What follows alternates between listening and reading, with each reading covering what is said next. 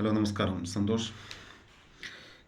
കേരളത്തിൽ UDF സർക്കാർ അധികാരത്തിലെത്തിയാൽ എല്ലാ സ്ത്രീകൾക്കും KSRTC ബസ്സിൽ യാത്രാ സൗജന്യം.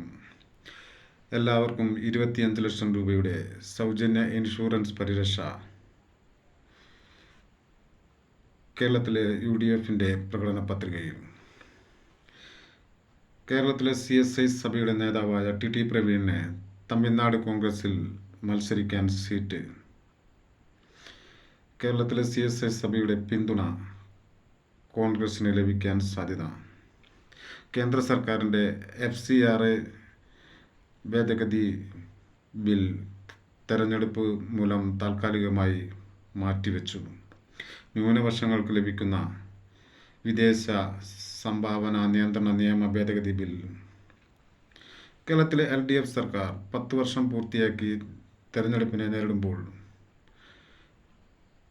സർക്കാരിൻ്റെ വികസന നേട്ടങ്ങൾ കിഫ്ബി വഴി 1 ലക്ഷം കോടിക്ക് മുകളിൽ നടത്തിയ വികസന പദ്ധതികൾ, വീടുകൾ, കെട്ടിടങ്ങൾ, തുരങ്കങ്ങൾ, പാലങ്ങൾ, റോഡുകൾ, കുടിവെള്ള വിതരണം, വൈദ്യുതി തടസ്സമില്ലാതെ സഹകരണ നിക്ഷേപങ്ങൾ വർദ്ധിപ്പിക്കൽ. സർക്കാർ 10 വർഷം പൂർത്തിയാക്കുമ്പോൾ സർക്കാരിനൊപ്പം 1-ാം ക്ലാസ്സിൽ ചേർന്ന വിദ്യാർത്ഥിയുടെ 10-ാം ക്ലാസ് പരീക്ഷയും ഒരുപോലെ 9-ാം തീയതി ഏപ്രിൽ വിധി എഴുതിയാൽ മെയ് 4-ാം തീയതി റിസൾട്ട് അറിയാം. കേരളത്തിലെ BJPയുടെ NDAയുടെ പ്രകടന പത്രികയിൽ സാധാരണക്കാരായ കുടുംബങ്ങൾക്ക് 2 LPG ഗ്യാസ് സിലിണ്ടർ സൗജന്യം. എല്ലാ കുടുംബങ്ങൾക്കും പാവപ്പെട്ട 2500 രൂപയുടെ ഭക്ഷ്യ ആരോഗ്യ സുരക്ഷാ കാർഡ്. എല്ലാ പാവപ്പെട്ട കുടുംബങ്ങൾക്കും കുടിവെള്ള വിതരണം സൗജന്യം. എയിംസ് പൂർത്തീകരിക്കാൻ ശ്രമിക്കും. തിരുവനന്തപുരം മുതൽ കണ്ണൂർ വരെ അതിവേഗ റെയിൽ പദ്ധതി. കോഴിക്കോട് വരെ മെട്രോ റെയിൽ.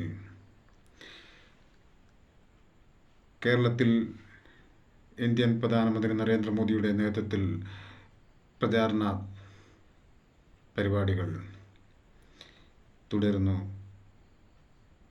ആദ്യമായി തൃശ്ശൂരിൽ നിന്നും ഒരു കേന്ദ്രമന്ത്രി സുരേഷ് ഗോപിയും.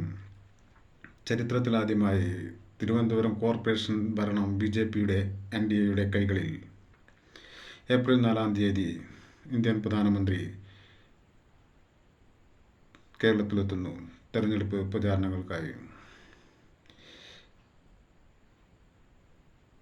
കേരളത്തിലെ മുൻ മുഖ്യമന്ത്രി K. കരുണാകരൻ്റെ മകൾ, ലീഡറുടെ മകൾ പത്മജ BJPയിൽ തൃശ്ശൂരിൽ മത്സര രംഗത്ത്. എൻ്റെ വീഡിയോകൾ കൂടുതൽ കാണുന്നതിന് വേണ്ടി ലൈക്ക് ചെയ്യൂ, ഷെയർ ചെയ്ത് സബ്സ്ക്രൈബ് ചെയ്ത് സഹകരിക്കും.